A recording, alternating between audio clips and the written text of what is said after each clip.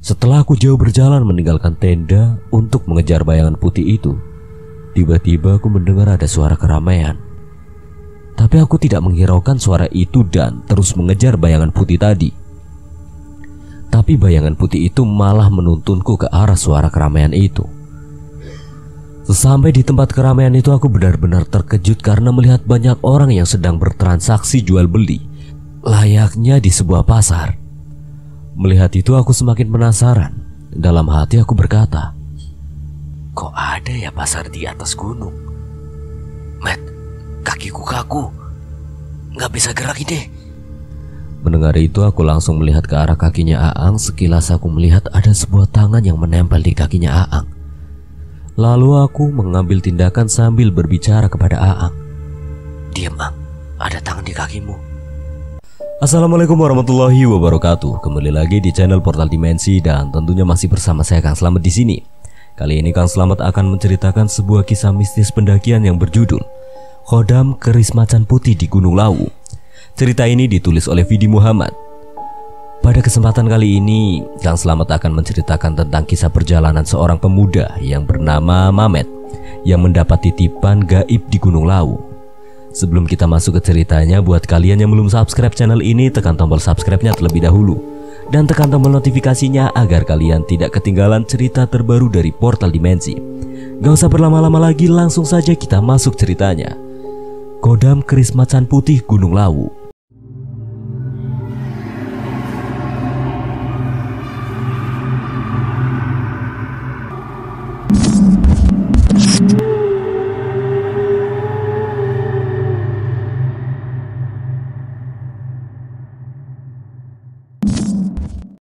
Sebelumnya, kenalkan, namaku Mamet. Awalnya aku gak mengira kalau ia harus mendaki ke Gunung Lawu. Sudah beberapa bulan ini aku dibayang-bayangi Gunung Lawu terus-menerus melalui mimpi. Gunung yang selama ini ku idam-idamkan untuk didaki. Aku adalah seorang pekerja swasta di Bogor dan aku sangat menyukai kegiatan pendakian. Kalau ada waktu senggang, aku pasti menyempatkan diri untuk mendaki ke beberapa gunung di Jawa Barat, seperti Gunung Gede Pangrango, Gunung Cikuray, Gunung Cermai, dan lain-lain. Selain menyukai kegiatan pendakian, aku juga hobi mengoleksi benda mistik seperti batu akik, keris, kujang, semar mesem, dan lain-lain. Pada suatu hari ada sebuah komunitas pecinta alam di kotaku sedang mengadakan open trip ke Gunung Lawu. Melihat berita itu, aku tertarik untuk ikut. Lalu aku mengajak temanku, tapi nggak bisa karena temanku waktu itu sedang ada pekerjaan. Akhirnya aku memutuskan mendaftarkan diri dan ikut sendiri. Setelah mendaftar dan disetujui oleh admin, aku mencari-cari info tentang Gunung Lawu di internet. Singkat cerita, tibalah waktu open trip berangkat pada hari Kamis sore. Semua peserta berangkat dengan menggunakan kendaraan umum dan jalur yang akan dilalui kali ini adalah via Ceto. Aku tidak begitu banyak membawa perbekalan karena menurut artikel yang kubaca, Gunung Lawu banyak penjual makanan dan minuman. Kami sampai di base camp Ceto hari Jumat pagi. Lalu admin mengurus pendaftaran. Waktu itu kurang lebih ada 30-an peserta yang ikut. Sesampai di base camp, aku merasakan ada yang berbeda di Gunung Lawu ini. Tidak seperti gunung-gunung yang pernah kudaki sebelumnya. Aku merasakan ada aura positif di Gunung Lawu karena aku merasa sejuk di sekujur tubuhnya. Singkat cerita, jam 9 pagi rombongan mulai berangkat. Sebelum berangkat, admin mengajak semuanya untuk berdoa dan berpesan agar tidak jauh-jauh dengan rombongan. Mulailah berjalan. Kami melewati candi-candi peninggalan Majapahit. Waktu itu aku berjalan di barisan belakang. Aku berjalan sambil melihat-lihat keadaan sekitar. Di situ aku merasa seperti kembali ke masa lampau. Seakan-akan di situ aku merasa seperti tidak berjalan di pegunungan tapi di lingkungan sebuah kerajaan. Dalam hati aku berucap, mungkin saja ini efek karena dia sangat mengagumi Gunung Lawu. Di sepanjang perjalanan kami mengobrol santai dengan rekan mendaki lainnya, dan tidak terasa kami sampai di pos 1 sebelum waktu duhur. Di sana kami break lumayan lama karena admin ingin mengecek jumlah anggotanya. Takutnya ada yang tertinggal. Setelah dihitung, alhamdulillah tidak berkurang dan masih sama seperti awal. 30 menit kemudian mereka lanjut berjalan santai. Singkat cerita, sampailah kami di area bulak peperangan ketika hari udah mulai sore. Aku masih berjalan di barisan belakang. Tiba-tiba aku melihat ada burung merpati yang seakan-akan mengikutiku sepanjang jalan dan seakan-akan mengucapkan selamat datang padaku. Burung itu selalu terlihat sepanjang jalan bulak peperangan dan sudah tidak terlihat ketika hampir sampai di pos 5. Di pos 5 kami tidak beristirahat lama karena tujuan camp adalah di Gupakan Menjangan. Kami hanya beristirahat kurang lebih 5 menitan, kemudian lanjut berjalan lagi. Ketika akan melanjutkan perjalanan, tiba-tiba aku melihat ada orang tua yang sedang duduk bersandar di pohon dari kejauhan, tapi orang tua itu terlihat samar. Ya karena efek hari yang udah mulai petang juga mungkin. Singkat cerita, sampailah kami di Gupakan Menjangan ketika hari sudah mulai gelap. Kami serombongan mendirikan tenda masing-masing. Setelah tenda sudah berdiri, kami semua masak dan kemudian makan. Setelah selesai makan, kami semua berkumpul di depan tenda. Dan jumlah anggota masih tetap sama, tidak berkurang. Hari semakin malam. Admin menyarankan semua peserta untuk tidur karena besok pagi kami semua harus summit ke puncak. Waktu itu aku membawa tenda sendiri dan menempati tendaku sendiri. Di dalam tenda aku merasa sangat senang karena bisa menginjakan kaki di Gunung Lawu, gunung yang selama ini kukagumi. Tapi waktu itu hingga larut malam aku tidak bisa tidur. Lalu aku merasa ingin keluar tenda. Aku pun keluar dari tenda untuk membuat segelas kopi. Ketika aku sedang membuat kopi, tiba-tiba aku melihat ada bayangan putih yang melintas di depanku dengan cepat. Melihat itu, aku berpikir, mungkin itu adalah makhluk halus penunggu sini. Aku mengabaikan itu dan lanjut membuat kopi. Setelah kopi itu jadi, aku duduk santai di teras tenda sambil meminum kopi. Nah, ketika aku sedang asyik menikmati kopi, tiba-tiba bayangan putih itu melintas lagi di depanku. Melihat itu aku penasaran dan aku mencoba menunggu bayangan itu lagi. Ya siapa tahu muncul lagi. Aku menyalakan sebatang rokok sambil melihat keadaan sekitar, sambil menunggu bayangan putih itu melintas lagi. Ketika rokok yang kuhisap akan habis, ternyata benar bayangan putih itu melintas lagi dan berhenti tepat di belakang pohon pinus yang jaraknya tidak jauh dari tempatku bersantai. Aku bukannya takut tapi malah penasaran. Kemudian aku mendekat ke arah pohon itu untuk mencari tahu bayangan putih yang tadi berhenti di pohon itu. Berjalan mendekati pohon itu, belum sampai aku tiba di pohon yang kutuju, bayangan putih itu berpindah ke pohon lainnya.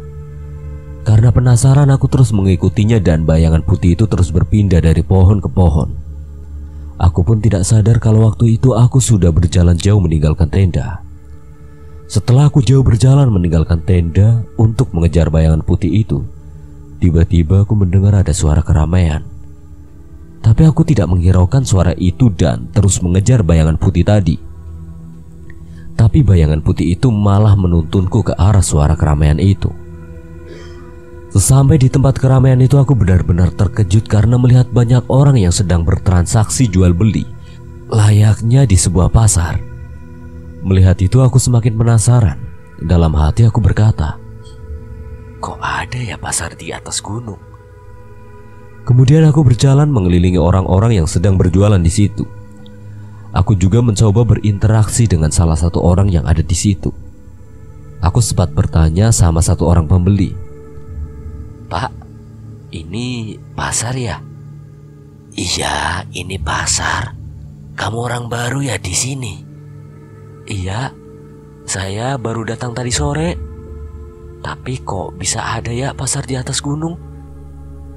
Tapi bapak itu malah pergi dan tidak menjawab pertanyaanku. Karena tidak ada jawaban dari bapak itu, aku mencoba bertanya pada pembeli yang lain. Anehnya semua orang yang kutanyai tidak ada yang menjawab dan pergi meninggalkanku. Karena tidak menemukan jawaban, aku menganggap ini memang benar-benar pasar. Aku lanjut berjalan sambil melihat-lihat di tengah perjalanan. Aku melihat ada seorang kakek-kakek, dan kakek-kakek itu mirip dengan kakek yang kulihat di bulak peperangan tadi. Aku mencoba mendekatinya, ternyata kakek itu juga sedang berjualan. Tapi yang dijual kakek itu benar-benar berbeda dari yang lain. Kakek itu sedang berjualan berbagai macam benda pusaka. Di situ ada berbagai jenis benda pusaka. Salah satunya adalah keris. Dan di antara keris-keris itu ada satu jenis keris yang selama ini ku cari. Spontan aku langsung bertanya sama penjualnya, "Kek, keris-keris ini dijual nggak?" "Iya, mau beli yang mana?" "Yang ini di mahar berapa, kek?" "Ini sebenarnya tidak kakek jual. Tapi kalau kamu menginginkannya, kamu bisa membawanya." "Iya, kek, saya mau. Maharnya berapa?" "Cukup dengan 1 logam saja." "Maksudnya uang logam?" "Uang logam yang kamu punya itu sebagai maharnya." Lalu aku mengeluarkan dompet dan melihat ada satu uang logam 500 rupiah dan aku bilang sama kakek itu, "Uang logam begini, kek?" Kakek itu hanya menganggukkan kepalanya sambil menadahkan tangannya. Aku memberikan uang 500 perak pada kakek itu dan pamit sambil membawa kerisnya. Baru beberapa langkah aku berjalan meninggalkan kakek itu. Tiba-tiba aku dipanggil oleh kakek penjual keris itu. "Nah, tunggu dulu." "Ada apa, kek?" "Nah, kakek pesan sesuatu. Tolong jaga benda ini baik-baik. Dan jika tiba saatnya bulan Suro nanti, datanglah kemari dan bawa keris ini." Aku hanya bisa mengiyakan kata-kata kakek itu. Lalu aku berjalan meninggalkan kakek itu. Belum jauh aku berjalan, ternyata aku lupa arah dan tidak tahu kemana. Aku tidak tahu jalan keluar dari pasar ini. Kemudian aku kembali lagi kepada kakek penjual keris untuk bertanya. Belum sampai aku bertanya, kakek itu tiba-tiba memberi petunjuk jalan kepadaku. Seakan dia tahu kalau aku akan bertanya. "Ikuti saja jalan ini." Lalu aku berjalan mengikuti jalan yang ditunjukkan kakek itu hingga tiba kembali di tempatku ngecamp. Sesampai di tempat ngecamp, aku duduk di depan tenda sambil melihat-lihat keris yang tadi aku beli.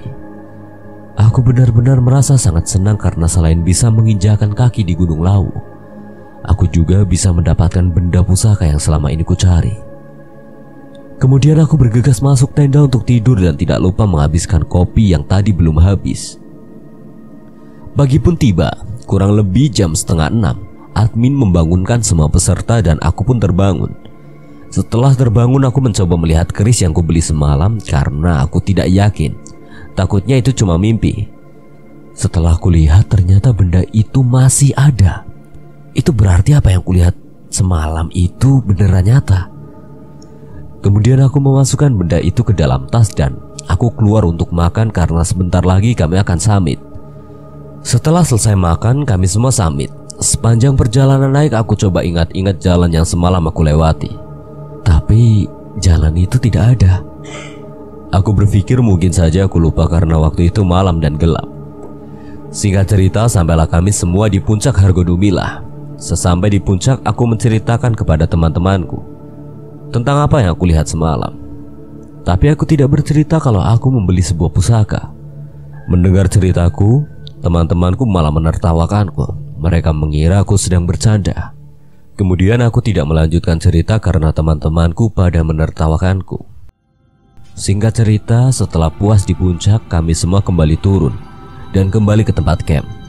Sesampai di tempat camp, kami semua berkemas kemudian turun. Dalam perjalanan turun, tepatnya di area bulak peperangan, aku melihat sosok kakek tua yang dilihat kemarin lagi. Dia sedang duduk di bawah pohon di tempat yang sama, namun kali ini berbeda. Kakek itu tidak sendirian, dia ditemani oleh 4 ekor macan putih. Tapi itu hanya sekilas dan aku mengabaikannya. Belum lama setelah aku melihat kakek tadi, tiba-tiba aku mendengar ada suara orang yang sedang berbicara kepadaku. "Nak, jangan takut." Suara itu terdengar tepat di belakangku, padahal waktu itu aku berjalan udah paling belakang. Mendengar itu spontan aku kaget dan menoleh ke belakang. Ternyata tidak ada siapapun di belakangku. Sambil berjalan aku memikirkan suara itu, aku tidak bilang pada rekan lainnya. Tidak lama kemudian aku dikejutkan oleh 2 ekor macan putih yang sedang berjalan di sebelah kanan kiriku. Lalu tiba-tiba aku mendengar ada suara jejak kaki yang sedang berjalan di belakangku. Aku pun menoleh ke belakang, ternyata di belakangku terdapat 2 ekor macan putih yang sedang berjalan mengikutiku. Jadi totalnya ada 4 macan putih waktu itu. 2 berjalan di sampingku dan 2 di belakangku. Seketika itu aku ingat dengan apa yang kulihat di bulak peperangan tadi. Tadi aku melihat ada sosok kakek tua yang ditemani 4 macan putih. Aku berpikir dan menyimpulkan berarti suara yang tadi ku dengar itu adalah suara kakek itu. Dan 4 macan yang sedang mengikutiku ini adalah macan yang bersama kakek itu. 4 macan itu terus berjalan mengikutiku. Ketika aku berhenti, macan itu ikut berhenti. Ketika aku berjalan dan macan itu pun ikut berjalan. Teman-temanku mungkin tidak melihat keberadaan macan itu, karena mereka terlihat biasa saja seperti tidak melihat apa-apa. Singkat cerita, sampailah kami kembali di base camp dan 4 macan itu masih mengikutiku hingga sampai di base camp. Sesampai di base camp, tiba-tiba 2 ekor macan putih itu berjalan pergi meninggalkanku. Tapi 2 ekor lagi masih duduk tenang di sebelahku. Ketika aku sedang duduk untuk melepas lelah, aku mendengar ada suara yang membisikkan di telingaku. Nah, 2 macan ini adalah penghuni dari pusaka yang kamu bawa. Mendengar bisikan itu, spontan aku menoleh ke arah 2 macan yang sedang duduk tadi. Tapi tiba-tiba 2 macan putih tadi tidak ada alias menghilang. Kalau dalam istilah bahasa Jawa, penghuni pusaka itu dinamakan kodam. Jadi itu adalah kodamnya keris yang kubawa. Di dalam perjalanan pulang aku yakin kalau keris yang kubawa ini bukan keris sembarangan. Aku mempunyai tugas untuk menjaga keris ini sampai datangnya bulan Suro nanti dan membawa kembali ke Gunung Lawu. Yang jadi pertanyaan, kenapa keris itu dititipkan kepadaku? Singkat cerita, sampailah rombongan kami di Bogor. Kurang lebih jam 2 malam. Setelah sampai di Bogor, aku pun pulang. Sesampai di rumah, aku menaruh keris yang kudapat di Gunung Lawu itu di dalam lemari. Kemudian aku mandi lalu tidur. Keesokan harinya, aku didatangi oleh temanku yang kemarin tidak bisa ikut ke Gunung Lawu. Di situ temanku yang bernama Aang bertanya banyak hal tentang Gunung Lawu padaku.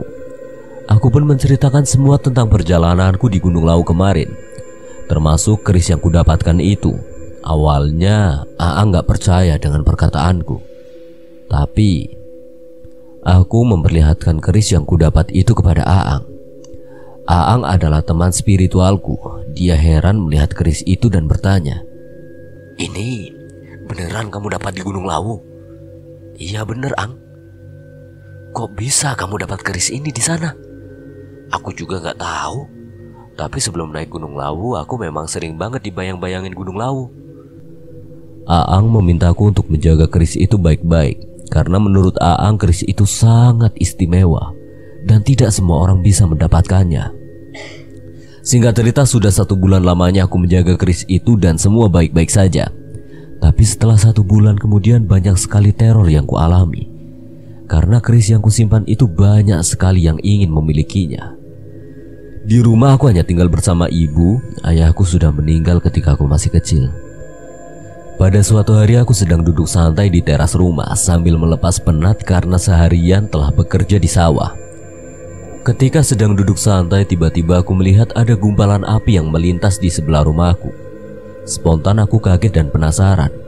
Lalu aku berlari ke sebelah rumah untuk mencari tahu gumpalan api yang tadi melintas. Tapi setelah aku cari, ternyata tidak ada alias menghilang. Lalu aku berpikir kalau gumpalan api yang kulihat tadi itu adalah kiriman dari seseorang. Istilahnya adalah santet. Tapi aku tidak tahu kemana arah santet itu.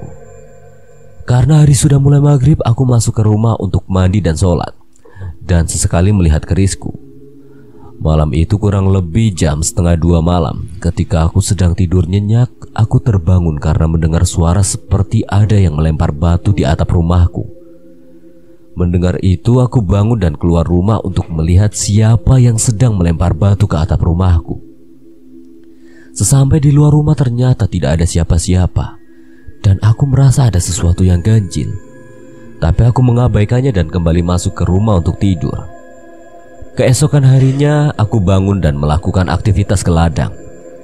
Saat berada di ladang, aku bertemu dengan Aang yang kebetulan juga sedang di ladang. Kami berdua nongkrong santai di sebuah gubuk. Ketika sedang bersantai, Aang bertanya kepadaku, Matt, semalam kayaknya aku merasakan ada benturan energi di rumahmu. Iya, aku juga ngerasa gitu. Semalam kayak ada yang melempar batu di atap rumahku. Tapi pas aku lihat keluar, gak ada siapa-siapa. Nah, semalam itu ada orang yang mau ngerebut kerismu, tapi bentrok sama penghuni kerisnya. Terus, menurutmu aku harus gimana? Kamu harus lebih berhati-hati dan perbanyak membaca Al-Quran. Karena hari sudah mulai sore, kami berdua pulang dari ladang. Singkat cerita, datanglah bulan Suro di mana aku harus membawa keris itu kembali ke Gunung Lawu. Kali ini aku ditemani oleh Aang, teman spiritualku. Kami berangkat dari Bogor kurang lebih jam 9 malam dengan menaiki bus. Di sepanjang perjalanan kami kembali ke Gunung Lawu, banyak sekali halangan dan godaan yang kami hadapi. Di tengah perjalanan tiba-tiba ban kendaraan yang kami tumpangi itu bocor.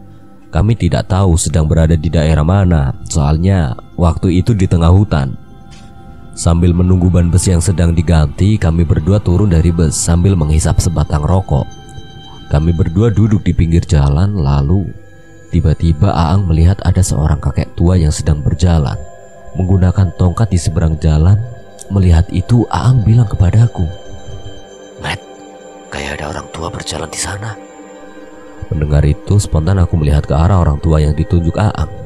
Tapi aku tidak melihatnya. Aku bertanya balik kepada Aang, Di mana, Ang? Tadi di sana, Matt. Seketika itu aku teringat sesuatu tentang kakek-kakek di Gunung Lawu itu. Kemudian aku menyuruh Aang untuk mengabaikannya dan bilang, Udah, Ang, biarin. Aku ngerti apa yang kamu lihat. Tidak lama kemudian ban bus sudah selesai diganti. Kami berdua masuk ke dalam bus dan untuk melanjutkan perjalanan. Kami berdua sempat tertidur. Ketika kami sedang tertidur, tiba-tiba kami terbangun karena bus yang kami tumpangi itu mogok. Waktu itu Aang merasakan ada bentrokan energi sangat kuat ketika ia sedang tidur. Kemudian sopir bus meminta penumpangnya turun untuk dioper karena waktu itu busnya sudah tidak memungkinkan untuk lanjut berjalan lagi. Ketika semua penumpang sedang menunggu bus lainnya, tiba-tiba Aang dikejutkan oleh 2 ekor macan putih yang berjalan tepat di seberang jalan. Melihat itu, spontan Aang kaget dan membisikiku, Matt, kamu lihat sesuatu nggak di seberang jalan? Iya, Ang, tapi kamu jangan takut. 2 macan itu adalah penghuni dari keris yang aku bawa sekarang. Tidak lama kemudian bus yang satunya datang dan semua penumpang pindah ke bus itu untuk melanjutkan perjalanan. Singkat cerita, sampailah kami berdua di pos pendaftaran Gunung Lawu via Ceto, kurang lebih jam 10 pagi. Sesampai di situ aku dihampiri oleh 2 ekor macan putih yang seakan-akan menjemputku dan mengucapkan selamat datang. Tapi macan itu yang bisa melihat hanya aku, dan Aang hanya bisa merasakannya saja. Mulailah kami berjalan. Di sepanjang perjalanan kami mengobrol dan 2 macan putih itu ikut berjalan di belakangku. Pos demi pos pun kami lewati. Sesampai di pos 3, macan yang tadi mengikutiku sudah tidak terlihat. Kami istirahat lumayan lama, ya sekitar 30 menit kemudian aku mengajak Aang untuk lanjut jalan lagi. Ketika Aang berdiri dari duduknya, tiba-tiba kakinya Aang kaku seperti ada yang memegangi, hingga tidak bisa digerakkan. Spontan Aang bilang kepadaku, Matt, kakiku kaku, nggak bisa gerak ini. Mendengar itu aku langsung melihat ke arah kakinya Aang. Sekilas aku melihat ada sebuah tangan yang menempel di kakinya Aang. Lalu aku mengambil tindakan sambil berbicara kepada Aang. Diam, Ang, ada tangan di kakimu. Aku membaca doa dan setelah membaca doa aku mengusapkan tanganku ke kakinya Aang yang tidak bisa bergerak. Tidak lama kemudian perlahan kaki Aang sudah dapat bergerak dan lanjut berjalan hingga sampai di pos 4. Di pos 4 kami berhenti untuk minum, lalu tiba-tiba Aang merasa kedinginan hebat. Melihat itu aku pun panik, ku pegang keningnya Aang, ternyata suhu tubuhnya panas banget. Seketika itu aku merasakan ada yang tidak beres. Lalu aku mengambil air yang tadi ku minum dan aku baca-bacakan doa. Setelah selesai aku menyuruh Aang untuk meminum air itu. Melihat keadaan Aang yang tidak fit, aku memutuskan untuk istirahat dulu dan menyuruh Aang untuk tidur. Ketika sedang istirahat, kami sempat bertemu dengan rombongan lain yang sedang naik dan rombongan itu bertanya, "Temennya kenapa, Mas?" "Gak apa-apa bang, cuma kecapean aja." Lalu rombongan itu berjalan duluan meninggalkan kami.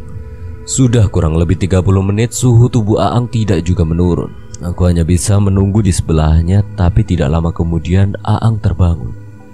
Setelah terbangun, aku bertanya, "Udah baikan belum, Ang?" "Lumayan, Matt." Aang mengajakku untuk lanjut jalan dan aku pun lanjut berjalan. Berjalan pelan sampailah kami di area bulak peperangan. Di situ hal mistis kembali kami alami.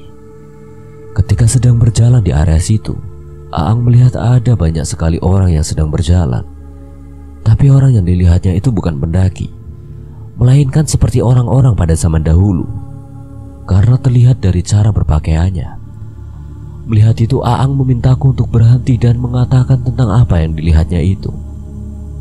Sebenarnya aku juga sudah merasakan kalau di situ memang ramai oleh orang, tapi aku tidak bisa melihatnya. Jadi apa yang dilihat Aang dan aku rasakan waktu itu nyambung. Lalu aku meminta Aang untuk mengabaikannya dan terus berjalan sambil dalam hati mengucap permisi. Sambil berjalan, sesekali Aang menoleh kanan kirinya. Dan orang-orang itu juga melihat ke arah mereka berdua, tapi orang-orang itu wajahnya terlihat pucat. Aang berusaha mengabaikannya dan tetap berjalan hingga sampai di pos 5. Sesampai di pos 5, Aang menoleh ke belakang, tapi sekumpulan orang yang tadi dilihatnya sudah tidak ada. Yang ada hanya rumput dan alang-alang. Singkat cerita, sampailah kami di Gupaan Menjangan. Tepat hari mulai gelap. Sesampai di situ, aku tidak tahu apa yang harus aku lakukan. Aku dan Aang hanya bisa berdiam diri di tenda hingga larut malam. Aku mempersilahkan Aang untuk tidur dulu karena kasihan. Tidak lama kemudian aku juga tertidur. Ya karena waktu itu aku sangat kelelahan. Malam semakin larut, tiba-tiba aku terbangun karena mendengar ada suara raungan harimau tepat di sebelah tendaku. Mendengar itu aku keluar tenda. Ketika sudah di luar tenda, ternyata di depan tendaku sudah ada 4 ekor macan putih yang sedang menungguku. Macan itu seperti memberi isyarat kepadaku untuk mengajak berjalan. Ku ambil kerisku dan ku bawa berjalan mengikuti macan itu. Selama aku berjalan mengikuti macan putih itu, aku melihat banyak sekali bayangan putih yang melintas di sampingku. Tapi aku mengabaikannya dan terus fokus berjalan mengikuti macan putih. Dan sesekali macan itu meraung. Macan itu ternyata menuntunku ke Pasar Dieng. Aku melihat ada yang berbeda di Pasar Dieng. Dulu aku melihat tempat ini sangat ramai bagaikan pasar, tapi sekarang kebalikannya. Tempat itu sangat sepi dan hening. Lalu tiba-tiba ada yang menepuk pundakku dari belakang. Spontan aku melihat dan menoleh ke belakang. Ternyata yang menepuk pundakku itu adalah kakek penjual keris. Melihat itu aku langsung menundukkan kepalaku dan kakek itu berkata, "Aku sudah menunggumu. Aku ingin melihat keris yang dulu aku titipkan." Aku mengeluarkan kerisnya dan akan kuberikan kepada kakek itu. Tapi kakek itu tidak menerima kerisnya dan berkata, "Kamu sudah merawat keris ini dengan baik. Sekarang keris ini milikmu dan tidak lagi kutitipkan." Kenapa kakek memberikan tanggung jawab ini kepadaku? "Ayahmu dulu adalah pemilik keris ini dan menitipkannya kepadaku sebelum dia meninggal. Kamu adalah pewaris keris ini." "Terima kasih, Kek. Aku akan menjaga keris ini." Lalu kakek itu memberikan uang 500 logam yang dulu pernah ku berikan kepadanya dan berkata sambil menunjuk ke arah belakangku, 4 macan itu adalah kodam dari keris ini dan akan selalu bersamamu." Kemudian aku menoleh ke arah yang ditunjukkan kakek itu. Dan di situ ada 4 ekor macan yang sedang duduk.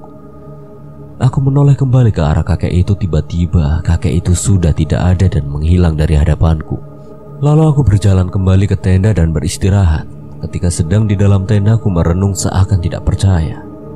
Dan aku juga baru tahu kalau ayahku bukan orang sembarangan, karena pernah menjadi pemilik keris ini. Pagi pun tiba. Kami berdua samit ke puncak Hargodumilah dan tidak lupa singgah di Hargodalam untuk sowan. Ketika kami sedang berada di Hargodalam, di situ kami melihat banyak sekali pendaki spiritual. Dan ketika kami sedang berjalan di area Hargodalam, semua orang yang ada di situ matanya tertuju ke arah kami berdua. Dan Aang merasakan ada aura yang memancar di tubuhku. Aku dan Aang mengucap permisi pada orang yang ada di situ. Setelah itu kami mampir di sebuah warung untuk makan. Ketika sedang berada di warung, ada satu pendaki spiritual yang bertanya kepadaku, "Sampean asli dari mana, Le?" Dari Jawa Barat, Pak. Tidak lama kemudian kami turun ke base camp Ceto dan langsung balik pulang.